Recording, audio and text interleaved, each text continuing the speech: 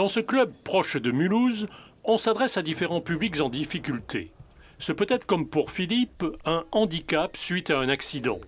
L'Association pour la médiation animale et l'équithérapie lui a permis en 2 ans de faire des progrès spectaculaires. L'association AMAE a été créée donc en janvier 2012. Ça partait d'un constat personnel, parce que je suis moi-même en situation de handicap et donc je me suis rendu compte du bienfait que m'apportaient les chevaux et les animaux en général sur ma propre santé. Et donc c'est de de ça a découlé l'accueil d'autres personnes en situation de handicap et où on a pu effectivement observer le même bénéfice sur ces personnes-là. Le centre accueille aussi chaque semaine des enfants venus d'un IEM voisin. Ils quittent pour un instant leur fauteuil ou leur appareillage et après quelques tours de manège, on constate soit le relâchement des muscles, soit au contraire la stimulation qui permet une meilleure posture. Les exercices visent également la coordination des mouvements. Ce sont des séances de rééducation aux résultats étonnants pour ces jeunes handicapés moteurs. L'animal peut déjà aussi apporter un certain cadre pour ces personnes-là parce qu'il faut le soigner, s'en occuper. Et en fait, l'animal, c'est aussi le contact, le toucher. L'animal ne juge pas, ça permet aussi de recréer un certain lien social, de sortir de chez soi, de se mixer à d'autres personnes. Oui, l'animal c'est un support finalement pour apporter un mieux-être à la personne.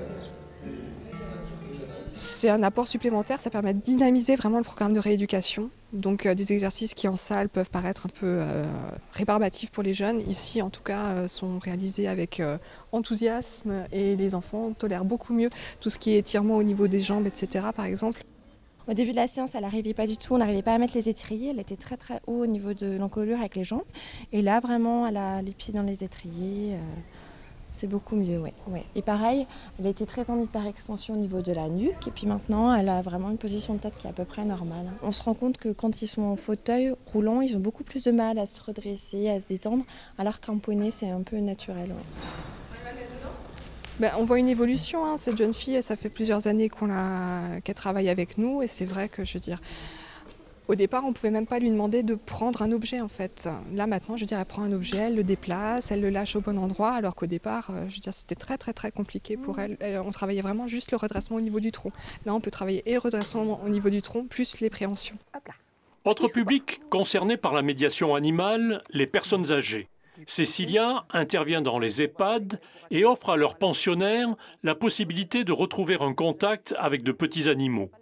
Pour démultiplier ce genre d'intervention, le projet est de former des bénévoles et également le personnel médico-social pour leur apprendre à manipuler les animaux et à connaître les règles de sécurité.